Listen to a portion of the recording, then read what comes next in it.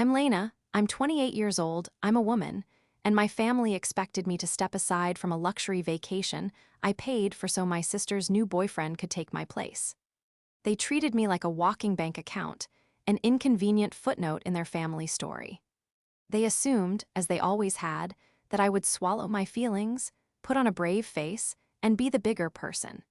They had no idea that the bigger person had finally gotten tired of shrinking herself to make them comfortable. They had no idea what kind of immediate, trip-ruining karma was waiting for them the second I turned my back and walked away. My family operates on an unspoken set of rules, a constitution written in invisible ink that everyone is expected to follow. Rule number 1, and the most important, has always been, Chloe comes first. My younger sister, Chloe, is the sun around which our family orbits. My parents, Mark and Susan, are her devoted planets, and I've always been treated like a distant, functional satellite, useful for bouncing signals off of, but never the main attraction. She is 25, a freelance artist with a spirit as free as her finances are unstable. She is beautiful and charming, capable of spinning a web of whimsy that leaves my parents utterly enchanted. I, on the other hand, am the responsible one. I'm a software engineer, a planner, a saver. My life is built on logic and code, a stable structure that my family has always been happy to lean on, but never particularly interested in exploring. This dynamic wasn't built overnight. It's the result of 1,000 tiny cuts, a lifetime of moments that solidified my role as the supportive, reliable background character. I remember my 10th birthday vividly. I had asked for one thing, a specific, top-of-the-line telescope. I had a star chart on my wall and had been saving up my allowance for months to contribute. My parents told me they would handle it. On my birthday morning, there it was, a magnificent telescope in a huge box. I was ecstatic, but my joy was short-lived. Later that day, Chloe fell off her bike and scraped her knee, resulting in a dramatic, tear-filled trip to the emergency room. It only needed a cartoon-themed bandage. She was so distraught that my parents decided she needed a special gift to cheer her up. That evening, my father quietly explained that Chloe had always been fascinated by the moon. He said it would be a family gesture if I agreed to let the telescope be a gift for her instead. To keep the peace, I was told. I was 10 years old, and I was already being taught that my joy was negotiable, and my sister's fleeting sadness was a 5-alarm fire. I nodded numbly and watched as my birthday present was moved into her room. Another time, years later, was my college graduation. I was the first person in our immediate family to get a university degree, let alone in a challenging field like engineering. I had worked tirelessly, pulling all-nighters and sacrificing my social life to graduate with honors. My parents had promised to throw a big party to celebrate. The week before the party, Chloe announced that she had been accepted into a 3-week, non-accredited pottery workshop in another state. The workshop started on the same day as my planned graduation party. Without a moment's hesitation, my parents canceled my celebration. Their reasoning? They needed to help Chloe pack and drive her to the workshop orientation. "You understand, Lena," my mother had said, patting my arm. "This is a huge step for her. A party is just a party, but this is her future." My 4 years of hard work were dismissed as just a party, while my sister's latest hobby was treated like a Nobel Prize nomination. I ended up celebrating with a pizza and 2 friends in my dorm room. The financial double standards were perhaps the most grating. I was expected to be fully independent from the moment I started my first internship. I paid for my own car, my own rent, and my own tuition fees that weren't covered by scholarships. Meanwhile, Chloe's rent was a permanent line item in my parents' budget. Her car insurance, her phone bill, her endless supply of art materials, it was all covered without question. If she was short on cash, my parents would dip into their savings. If I ever hinted at a financial strain, I was given a lecture on budgeting and responsibility. It wasn't that I wanted their money, it was the principle. They celebrated my independence while actively cultivating her dependence, and then praised her for being a free spirit while labeling me as rigid and overly serious. So, when Chloe started dating Kevin 6 months ago, it was no surprise that my family fell for him instantly. He was an aspiring musician, which in my parents' eyes was practically the same as being a rock star. He was handsome, had a charming smile, and agreed with everything my father said. He doted on Chloe, and therefore, he could do no wrong. They saw him not as a 26-year-old man who still worked part-time at a coffee shop, but as the perfect partner for their perfect daughter. He was absorbed into the family unit with a speed that was dizzying. Suddenly, every family dinner, every weekend plan, had to include Kevin. He was the missing piece they never knew they needed, and his presence only served to highlight my place on the periphery even more. I had become the perpetual fifth wheel in a four-person family. This trip, the one I was planning, was supposed to change that. It was my grand gesture, my attempt to create a memory so special that it would have to include me. I was going to pay for a perfect week, buying my way back into the family circle. I just didn't realize they were already planning to trade my ticket for a new one. The idea for the trip started on a dreary Tuesday afternoon at work. I was in the middle of debugging a particularly nasty piece of code, staring at lines of text until my eyes blurred. My phone buzzed with a picture from my mom. It was a selfie of her, my dad, Chloe, and Kevin, all beaming at a local fall festival. "Wish you were here," the text read, a casual sting I'd grown accustomed to. They hadn't invited me. I was staring at their smiling faces, a snapshot of a happy family, and realized with a jolt that I wasn't in it. I felt a familiar ache, a longing not just to be included, but to be essential. That evening, I went down a rabbit hole of travel websites. I wasn't just looking for a vacation, I was looking for an opportunity. I wanted to create an experience so unique and so wonderful that it would be impossible for them to sideline me. I wanted to build a memory, one where I was the architect. That's when I found it, the Serenity Peak Cabin. It wasn't just a cabin, it was a work of art. Perched on a mountainside with panoramic windows overlooking a snow-dusted valley, it was the definition of luxury. It had a stone fireplace, a gourmet kitchen, a hot tub on the deck, and access to private ski trails. It was breathtaking, and it was expensive. I spent the next hour with my budget spreadsheets open. I'm a saver by nature, and my job as a software engineer pays well. I had a healthy, discretionary fund that I usually allocated to investments or home improvements. But looking at the pictures of that cabin, I saw a different kind of investment, an investment in my family, an investment in my own sense of belonging. The cost for a full week, including taxes and fees, was significant. It was more than just a generous gift, it was a statement. A statement that I was successful, that I was generous, and that I wanted to share that success with them. I took a deep breath and clicked book now. The confirmation email felt like a jolt of pure hope. The next step was presenting the gift. I printed out a beautiful brochure I made myself with glossy photos of the cabin and a detailed itinerary. I invited my parents and Chloe over for dinner, pointedly not mentioning Kevin. I wanted this to be about our core family. When I handed them the brochure, their reactions were everything I had hoped for. My mother's hands flew to her mouth, her eyes wide with disbelief. My father kept shaking his head, saying, "Lena, you shouldn't have. This is incredible." Chloe squealed with delight, grabbing my arm and jumping up and down. "A whole week, in a place like this? Lena, you're the best sister ever." For a fleeting moment, I felt it. The warmth, the appreciation, the feeling of being the center of their positive attention. We spent the rest of the evening poring over the details. I told them I had handled everything. The cabin, the rental of a large, comfortable SUV to handle the mountain roads, even prepaid ski passes for all of us. "All you have to do is pack your warmest clothes and be ready to relax," I said, beaming. There was no mention of Kevin. I assumed, naively, that they understood the spirit of the gift. This was for the four of us, a return to our roots. In the weeks leading up to the trip, the energy was different. My mom would call me just to talk about how excited she was. My dad sent me links to hiking trails near the cabin. Chloe texted me pictures of ski outfits she was thinking of buying. I felt a cautious optimism bloom in my chest. Maybe this was it. Maybe this grand gesture was enough to reset the dynamic. I allowed myself to daydream about the trip.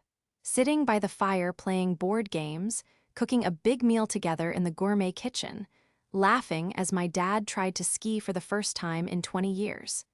These were the simple, wholesome family moments I craved, the kind that always seemed to happen when I wasn't around. I threw myself into the final preparations with meticulous care. I created a shared digital itinerary, complete with confirmation numbers and timelines. I booked the luxury SUV, a model big enough for the four of us and all our luggage, under my name. The cabin policy was strict. The primary guest, whose name and CR. Edit card were on the reservation, had to be present at check-in. I made a note of this, a tiny detail of administrative responsibility that I barely registered at the time. I even curated a playlist of my dad's favorite classic rock and my mom's favorite 80s pop for the drive-up. Every detail was an act of love, a brick in the foundation of the perfect family memory I was so desperate to build. The deception was so subtle I almost missed it. A week before we were set to leave, Chloe called me. "Hey, so excited for next week," she chirped. "Quick question, what's the food situation? Kevin's a vegetarian, so I was just thinking about what we'd need to get for him." I froze, my hand tightening on my phone. "For him?" I asked, keeping my voice as neutral as possible. "I thought this was just for the four of us." There was a slight pause. "Oh, well, yeah, of course," she said, her voice a little too bright. "I just meant for when we get back. He's going to be so bored without me for a whole week, you know?" She laughed it off, and I, wanting to believe her, let it go. It was a red flag, a tiny crack in the perfect facade, but I papered over it with my own hope. I told myself I was being paranoid. They wouldn't. Not with a gift this big, this personal, they just wouldn't. The night before we were scheduled to leave, my mom sent a text to our family group chat. "Can't wait for our family adventure tomorrow. So proud of you for making this happen, Lena." I read the text 3 times, feeling a surge of validation. My plan was working. I packed my suitcase, laying out my warmest sweater for the drive. I fell asleep that night with a genuine, unforced smile on my face, completely unaware that the dream I had so carefully constructed was about to be demolished. The morning air was crisp and bright, the kind of perfect autumn day that feels like a promise. I woke up early, buzzing with an energy I hadn't felt in years. I double-checked my suitcase, made sure I had the folder with all the reservation printouts, and carried my bags downstairs. The plan was to meet at my parents' house at 9 a.m., load up the rental SUV that I was picking up on the way, and hit the road. I walked into their living room, my face already arranged in a happy, expectant smile. The smile faltered and died on my lips. The scene in front of me was not the one I had played out in my head. My mom, Susan, was nervously rearranging coasters on the coffee table. My dad, Mark, was staring intently out the window as if fascinated by the mailman. Chloe was sitting on the sofa, looking down at her hands, and next to her, with his arms slung casually around her shoulders, was Kevin. His duffel bag was by the door, right next to my sister's. A cold dread, heavy and sickening, began to pool in my stomach. "Hey," I said, my voice sounding unnaturally loud in the quiet room. "I'm here. I was just about to go pick up the car." My dad turned from the window, his expression carefully neutral. "Morning, Lena. Actually, about that, we need to have a little chat." My mom wrung her hands. "Now, don't get upset, honey," she began, the classic opening to a conversation where I was definitely expected to get upset. "There's just been a tiny little change of plans." I looked from my mom's anxious face to my dad's stoicism, to Chloe's deliberate avoidance of my gaze. I knew, with absolute certainty, what was coming next. I felt like I was watching a car crash in slow motion, one I was strapped into. "Kevin is going to come with us," Chloe said softly, still not looking at me. "His band's gig got canceled, and he was going to be all alone this week. I just couldn't bear the thought of that." I stared at her, then at Kevin, who offered me a weak, placating smile. The air in the room felt thick, suffocating. I had spent thousands of dollars, poured weeks of emotional energy and planning into this, all for it to be hijacked by a canceled gig. "The cabin only sleeps 4, I stated, my voice flat. It wasn't a question, it was a fact. a fact I had repeated multiple times during the planning stages. "We know, sweetie, and that's the tricky part," my mom said, stepping forward as if to soothe a startled animal. "We talked it over last night, and well, there's just no way Chloe can go without Kevin. They're inseparable, and since the cabin has that strict four-person limit..." She trailed off, leaving the devastating conclusion hanging in the air for me to grasp. My dad cleared his throat, finally taking over. "Lena, you're so independent. You've got your own place, your own life. You understand. This is a big deal for Chloe and Kevin, for their relationship. We think it's important to support that." I felt a wave of dizziness, a surreal sense of detachment from my own body. Did they hear themselves? They were using my independence, the very quality they claimed to admire, as a weapon against me. They were telling me that because I was strong, I didn't need a place in my own family. My throat felt tight, and my eyes began to sting. "So let me get this straight," I said, my voice trembling despite my best efforts to keep it steady. "I planned this entire trip. I paid for this entire trip. It was my gift to my family. And you're telling me that I don't get to go? That I'm being kicked out for my sister's boyfriend of 6 months?" "Don't be so dramatic, Lena," Chloe snapped, finally looking up at me, her face a mask of defensive indignation. "It's not like that. We just swap weeks if we could, but the reservation is non-refundable. You're making this a much bigger deal than it needs to be. We'll bring you back a souvenir." A souvenir?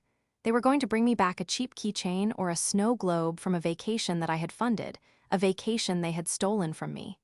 The sheer, unmitigated audacity of it was staggering. It wasn't just an oversight, it was a deliberate act of erasure. They had discussed it, weighed the options, and concluded that I was the expendable one. My contribution, my feelings, my presence, none of it mattered as much as Chloe's desire to not be separated from her boyfriend. "I am the one who paid for it," I repeated, the words tasting like ash in my mouth. "My name is on everything, the car, the cabin." "And we appreciate that so much, Lena, really," my dad said, his tone condescendingly patient. "Think of it as your gift to Chloe and Kevin, a way to show your support for her happiness. We'll pay you back for your spot when we can." My spot. They had quantified my place in the family and determined its cash value, payable at their convenience. That was the moment the hurt curdled into something else. It was a cold, hard, clarifying anger. The thousands of little cuts from my childhood, the telescope, the canceled party, the financial disparities, all coalesced into this one giant, gaping wound. They weren't just careless, they were cruel. They saw my generosity not as a gift to be cherished, but as a resource to be exploited. I looked at their faces, one by one. My mother, desperate for peace at any cost. My father, hiding behind a wall of flawed logic. My sister, radiating a sense of entitlement so profound it was almost impressive. And Kevin, the catalyst, looking uncomfortable but doing absolutely nothing to object to the monstrously unfair situation playing out in his favor. I took a deep, shuddering breath. The tears that had threatened to fall retreated, replaced by an icy resolve. I could scream, I could cry, I could plead. I had done all of those things before, and it had never changed a thing. It only ever ended with me being labeled as difficult or too sensitive. This time would be different. I gave them a single tight nod. "Fine," I said. The word was a shard of glass, small and sharp. A wave of visible relief washed over the room. My mom smiled brightly. "Oh, thank you, Lena. I knew you'd understand. You've always been the bigger person." "We'll have a great time," Chloe added, already pulling out her phone, no doubt to post a picture of their packed bags. "We'll send you lots of pictures." I didn't say another word. I turned around, walked over to the front door, and picked up my own suitcase. I didn't look back.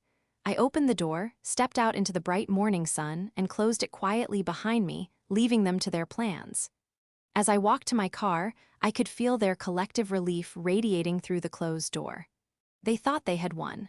They thought I was just slinking away to my quiet, independent life to nurse my hurt feelings. They had absolutely no idea what I was about to do. The bigger person had just left the building, and she was taking the entire vacation with her. I managed to get into my car and shut the door before the first sob escaped. It was a wrenching, silent cry, the kind that shakes your whole body. The betrayal was so profound, so complete, it felt like a physical weight pressing down on my chest, making it hard to breathe. I rested my forehead against the steering wheel, the cool plastic a stark contrast to my burning face. All the happy daydreams I'd had about this week, the laughter, the fireside chats, the feeling of belonging crumbled into dust. They didn't just uninvite me, they discarded me. They had looked at my gift, my gesture of love, and saw it as nothing more than a transaction, a set of tickets they could reassign at will. For a few long minutes, I just sat there, drowning in the pain. My phone buzzed in my pocket. It was a text from Chloe. "Can you send me the confirmation hash for the SUV rental? We're heading out soon." The sheer nerve of it sent a fresh wave of anger through me, so potent it burned away the tears. They were already moving on, logistics and all, without a single backward glance. My hurt wasn't even a speed bump for them. It was just an administrative detail they assumed I would handle. That's when the switch flipped. The image of the all Mom, Dad, Chloe, and Kevin, piling into their cramped sedan, smug and self-satisfied, flashed in my mind. They were heading off to enjoy a luxury vacation funded by the daughter they had just kicked to the curb. They were counting on my compliance, on my lifelong training to be the good, understanding one. And in that moment, I decided that my training was officially over. I put the car in drive, but I didn't go home. I drove to a nearby park, pulled into a quiet spot overlooking a duck pond, and turned off the engine. The anger was no longer a hot, chaotic mess. It had cooled into something focused and clear. It was resolve. I took out my phone, my hand surprisingly steady. Chloe wanted the confirmation number for the rental SUV. Fine, I'd deal with that first. I pulled up the email from the rental company. My name was at the top. My credit card was on file. I wasn't just the benefactor, I was the sole legal authority for this entire trip. A slow, grim smile touched my lips. It wasn't about revenge, not really. It was about consequences. They had made a decision to remove me from the equation. So, I was going to remove myself from the equation completely and entirely. I found the customer service number for the rental agency and dialed. A cheerful agent answered. "Thank you for calling Prestige Auto Rentals. How can I help you?" "Hello," I said, my voice calm and even. "I need to cancel a reservation for today. The last name is my own, Lena, and the confirmation number is." I read off the number from the email. "Okay, ma'am, I have that reservation right here. A premium SUV, pick up at 10 a.m. You're sure you want to cancel?" "Yes, I'm sure," I said. "My plans have changed." "All right, no problem. Since you're canceling on the same day, there is a small cancellation fee, but the rest of the prepayment will be refunded to your card on file." "That's perfectly fine," I said. "Thank you." "Okay, Ms. Lena, your reservation has been canceled. The vehicle will be released back into our inventory. Have a nice day." "You too," I said and hung up, one down. I pictured them arriving at the counter, giving my name and the confused look on the agent's face. The thought brought me a sliver of grim satisfaction. Next on the list, the prepaid ski passes. This was an easy one, done through the ski resort's online portal. I logged into my account, found the order for 4 all-access passes, and clicked the Request Refund button. The policy was clear: full refund if canceled more than 24 hours before the start date. A message popped up: "Your refund has been processed and will appear on your statement in 5-7 business days." Click. Done. Finally, the main event, the crown jewel of their betrayal, the Serenity Peak cabin. I stared at the confirmation email, at the beautiful photos of the place I had so eagerly booked. This one hurt the most. This was the heart of the dream. I took a deep breath and dialed the number for the cabin management company. A warm, professional voice answered. "Good morning, Mountain Luxury Retreats." "Good morning," I said. "I have a reservation checking in today under the name Lena, and I need to make a change." My heart was pounding now. This felt final. "Of course, let me pull that up for you. Yes, I see it here. The Serenity Peak cabin for 7 nights. What sort of change did you need to make, Ms. Lena?" I need to cancel the reservation, I said, the words feeling heavy. There was a pause. Oh, I see. I am sorry to hear that. I must inform you, as per our booking policy, cancellations within 14 days of the check-in date are non-refundable. You would be forfeiting the entire amount paid. I had known this.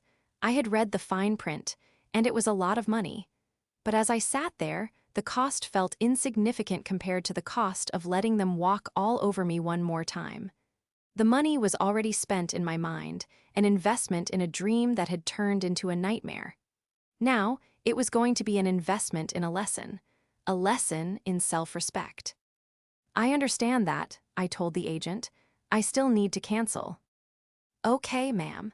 I just need to remind you one more time that no refund will be issued. I understand completely, I said, my voice firm. Please proceed with the cancellation. All right, I've now canceled booking number 8,675,309. The Serenity Peak cabin is now available for those dates. Is there anything else I can help you with today? One more question, actually, I said, a thought occurring to me. Your policy states the primary guest must be present for check-in with the credit card used for booking, correct? Yes, that's correct. It's a strict security policy to prevent fraud. So even if I hadn't canceled, if a group showed up without me and my credit card, they wouldn't have been able to check in anyway. That is correct, ma'am. The person whose name is on the reservation absolutely has to be here. No exceptions. Thank you, I said. That clarifies everything. I hung up the phone and let out a breath I didn't realize I'd been holding. It was done. The entire, meticulously planned, exorbitantly expensive trip had been dismantled in under 15 minutes from the driver's seat of my car in a public park. There was no grand explosion, no yelling match, just a series of quiet, deliberate clicks and conversations. It was a strange feeling, a cocktail of loss, sadness, and a fierce, unfamiliar surge of power. I had lost a significant amount of money and, in all likelihood, what little relationship I had left with my family. But I had gained something far more valuable. I had taken my power back. I had drawn a line not in the sand, but in solid rock. I leaned my head back against the seat, watching the ducks glide across the pond, and for the first time all day, I felt a sense of peace. The storm was coming, I knew. But for now, in my small car, there was only a profound and satisfying calm. I drove home in a state of surreal calm. The anger and hurt were still there, simmering beneath the surface, but they were overlaid with a strange sense of tranquility. I had done something for myself, something decisive and final. I walked into my quiet apartment, and instead of feeling lonely, I felt serene. It was my space, a sanctuary where I was not an afterthought or a means to an end. I made a pot of tea, curled up on my sofa with a blanket, and put on a movie I'd been wanting to see. I was determined to treat this day not as a day of loss, but as the first day of a new chapter. My phone, which I had placed face down on the coffee table, remained silent for the first couple of hours. I knew the drive to the rental car agency would take them about 30 minutes. I imagined them walking in, Chloe probably still texting, my dad confidently striding up to the counter to announce their arrival. The first buzz from my phone came at 9:48 a.m. It was a text from my dad. Dad, hey, at Prestige. They're saying the reservation was canceled. Some mix-up, can you call them? I read the message and took a sip of my tea. I didn't respond. I could picture the scene perfectly, the initial confidence turning to annoyance. My mother would be getting flustered.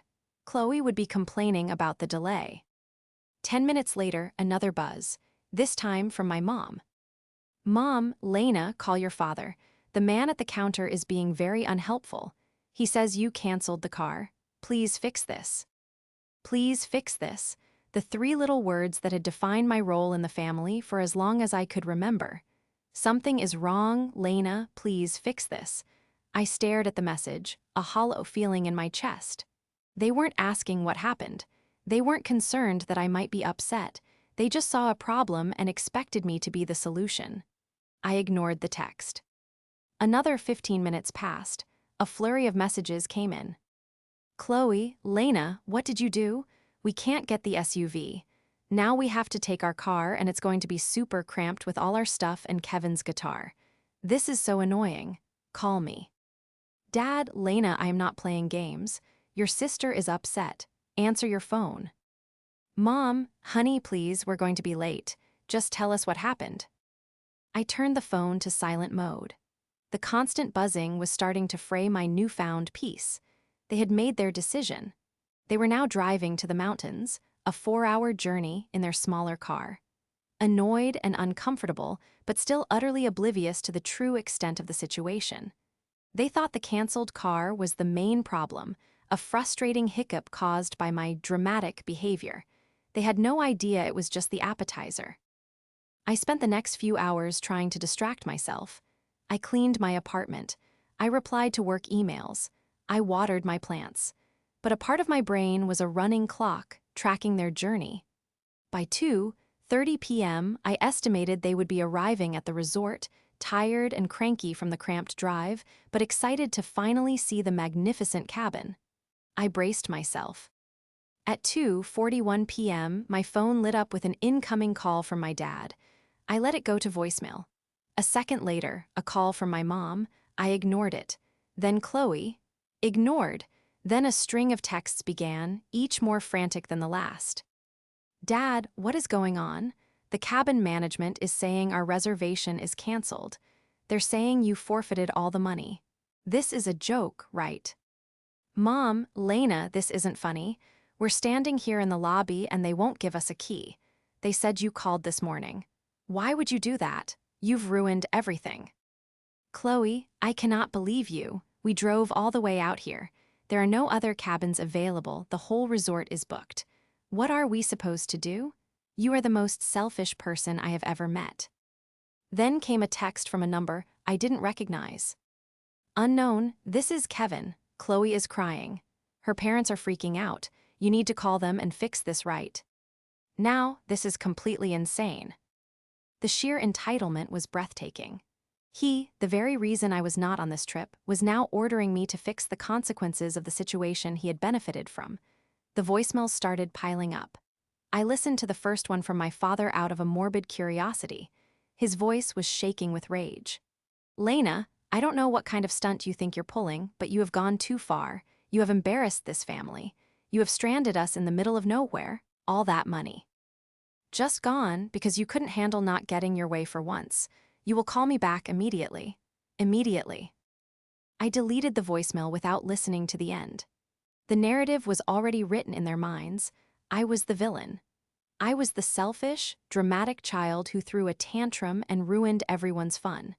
There was no glimmer of self-awareness, no inkling that their own actions had been the catalyst for everything. They hadn't just pushed me out. They had pushed me off a cliff and were now furious that I hadn't magically sprouted wings to fly back up and rescue them. The phone continued to light up, a relentless beacon of their panic and fury. I watched it, feeling strangely detached. It felt like watching a storm rage from behind a thick pane of glass. The chaos was theirs, the drama was theirs, the consequences were theirs.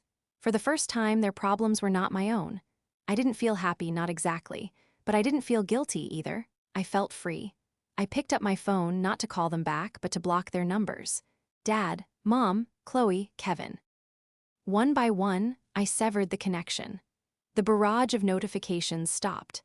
My apartment fell silent again, and the quiet was the sweetest sound I had ever heard. For 2 days, I lived in a bubble of blissful silence.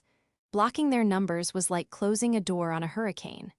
The constant pressure, the background hum of expectation and disappointment that had been the soundtrack to my life, was gone. I worked from home, I ordered my favorite food, I reconnected with friends I'd been neglecting. I felt lighter, as if I had taken off a heavy coat I hadn't realized I was wearing. But I knew the bubble couldn't last forever. The silence was an artificial peace, and the real confrontation was still to come. It came on the third day, via an email from my mother with the subject line, "We need to talk." My heart hammered against my ribs as I opened it. The email was short and surprisingly subdued. Lena, we are back home. We found a motel for 2 nights and drove back yesterday. This has been a disaster. I know you are angry, but we are your family. Please unblock me. I need to talk to you. part of me, the old, conditioned part, felt a pang of guilt. I pictured them in a dingy motel, a far cry from the luxury cabin they'd been expecting. But then I remembered the reason they were there. I remembered the casual cruelty in their voices, the dismissive wave of their hands as they erased me from my own gift. I took a few deep breaths, steadied myself, and decided I was ready to face them, but on my own terms. I unblocked my mother's number and sent a simple text. "You can call me." My phone rang less than a minute later. I took one last fortifying breath and answered, putting the call on speakerphone. "Lena, oh, thank goodness." My mother's voice was strained, exhausted. "I'm here," I said quietly. "What you did it was the cruelest thing anyone has ever done to me," she began, her voice already thick with emotion. "To us." Before I could respond, I heard my father's voice booming in the background. "Cruel, it was vindictive, it was childish. Do you have any idea how much money you threw away? How you humiliated us? We had to drive home in disgrace." Chloe's voice joined the chorus, shrill and accusatory. "Kevin thinks our family is crazy now. I hope you're happy. You ruined my relationship." The verbal assault was exactly what I had expected. The three of them, a united front of indignation, ready to lay the blame squarely at my feet. In the past, I would have crumbled. I would have apologized, tried to explain myself, and ended up taking responsibility for their feelings. But something inside me had fundamentally shifted. I waited for their initial volley to run out of steam. When there was a pause, I spoke, my voice devoid of the emotion that was raging inside me. "I didn't throw any money away. I considered it the price of a lesson, a very expensive but necessary lesson." "A lesson?" my father scoffed. "What lesson? How to be a spoiled brat?" "No," I said, my voice gaining strength. "A lesson for me. I finally learned that my place in this family is conditional. I learned that my value is measured in what I can provide, and that my feelings are considered an inconvenience. You didn't just ask me to give up my spot on a trip. You made a calculated decision that a man you've known for 6 months was or important than your own daughter and sister. You took a gift that I gave you, a gift that came from my heart and my hard work, and you told me that I wasn't welcome to be a part of it." "That's not what happened," my mother insisted. "We were just trying to make everyone happy. You're so rigid, Lena. You never know how to just go with the flow." "Go with the flow?" I repeated, a humorless laugh escaping my lips. "My entire life has been me going with the flow. Your flow, Chloe's flow. I went with the flow when my 10th birthday present was given to my sister. I went with the flow when my graduation party was canceled for a pottery class. I have been going with the flow for 28 years, and the current has always dragged me under while it carried Chloe along. This time, I decided to get out of the water." There was a stunned silence on the other end of the line. I had never spoken to them like this before, without tears, without pleading, just with cold, hard facts. "The trip was booked in my name," I continued, pressing my advantage. "The car was in my name. The cabin policy explicitly stated that the primary guest, me, had to be present at check-in. Even if I had done nothing, you would have been turned away. But that's beside the point. The trip, in my mind, was a family experience. When you told me I was no longer a part of that family experience, the trip ceased to exist. You can't have a gift without the giver. You can't take the present and throw the person who gave it to you in the trash. So you just decided to punish us," Chloe whimpered. "This wasn't a punishment," I said, and I realized I truly meant it. "It was a consequence. It was the natural result of your actions. You treated me like I didn't matter. So I removed the me that you didn't seem to want around, and it just so happened that me was attached to the car, the cabin, and the ski passes. You didn't want me, so you didn't get my things. It's actually very simple." My mother started to cry softly. "I don't understand how you can be so cold, Lena. We're your family." "You are my family," I acknowledged, and a wave of sadness washed over me. "And I love you, but I don't like how you treat me. I don't like being the reliable, sensible fallback plan. And I won't be that person anymore. I'm not fixing this. There is nothing to fix. What's done is done." "So what now?" my father asked, his voice low and defeated. Now I need space, I said, the words feeling both terrifying and liberating. A lot of it. I need time to figure out who I am without constantly trying to earn my place at your table. Don't call me. Don't email me. When and if you are ready to have a conversation where you understand and take responsibility for your part in this, I might be ready to listen. But until then, we have nothing more to say. Before they could respond, before my resolve could waver, I ended the call. My hand was shaking, but my heart felt steady. The hurricane had hit, and I was still standing. The foundation of my old life was in ruins, but for the first time, I felt like I had solid ground underneath my feet, ground that I had claimed all for myself. The weeks that followed the confrontation were some of the strangest of my life. The silence from my family was absolute. No calls, no texts, no emails. At first, it was unnerving. Every buzz of my phone made my stomach clench, anticipating a fresh wave of anger or a guilt-laden plea. But as days turned into a week, and then two, the silence began to feel less like an absence and more like a presence, the presence of peace. The mental energy I had always reserved for navigating my family's dynamics, anticipating Chloe's needs, managing my parents' expectations, swallowing my own disappointments, was suddenly free. It was like I'd been running a dozen resource-heavy programs in the background of my mind for my entire life, and I had finally, mercifully, closed them all. I poured that newfound energy into myself. I took on a challenging new project at work that I previously would have shied away from, fearing it would take too much time away from potential family obligations. I started hiking on the weekends, exploring the trails around my city. I reconnected with old friends, the ones who had slowly drifted away because I was so often busy with family. I had coffee with a friend who, after listening to the whole story, looked at me and said, "It's about time, Lena. We've been waiting for you to pick yourself." Her words struck me with the force of a revelation. Other people had seen it all along. I was the only one who had refused to open my eyes. About a month after the incident, I got a call from a cousin, my aunt's daughter, who I was friendly with. "Hey, Lena," she said tentatively. "Just checking in. Things sound intense over there." "You could say that," I replied with a dry chuckle. "Yeah, my mom got an earful from your mom," she said.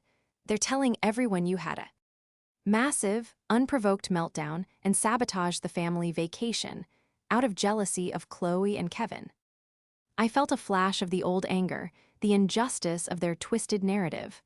"Of course, that's the story," I sighed. "Don't worry," my cousin added quickly. "None of us are buying it. We've all seen the Chloe show for years. Honestly, most of the family is secretly giving you a standing ovation." My dad said, "Good for her." They had to borrow money from him to pay for the motel and the gas to get home. By the way, they were a complete mess. Hearing that offered a strange sort of validation. It wasn't about their suffering, but about the fact that the consequences were real and visible to others. Their actions had a cost, not just to me, but to their own finances and reputation within the wider family. They couldn't spin this away as easily as they thought. The true turning point for me came one rainy Saturday afternoon. I was cleaning out a closet and found an old photo album. I flipped through it, seeing picture after picture of my family. There I was at age 7, standing slightly apart from my parents who were fawning over a 2-year-old Chloe. There I was at 16, with my arm in a cast from a sports injury, watching Chloe blow out the candles on her birthday cake. Page after page told the same story, a story I had been living but had never fully read. I stopped at a photo from a few years ago. It was Christmas. My parents had just opened my gift to them, a new, expensive coffee machine they'd been wanting. They were smiling politely at the camera. Next to them, Chloe was holding up her gift from them, a designer handbag, and her smile was genuine, ecstatic. In that moment, looking at the photograph, I felt a pang of sadness not for myself, but for them. I felt sad for the family we could have been if their love hadn't been so unbalanced. I felt sorry for my parents, who were so blinded by their favoritism that they couldn't see they were pushing one daughter away. And I felt a flicker of pity for Chloe, who had been so coddled that she had no concept of accountability or genuine gratitude. I closed the album. I didn't feel anger anymore. I just felt done. The need for their approval, the desperate ache to be seen and valued by them, had finally dissolved.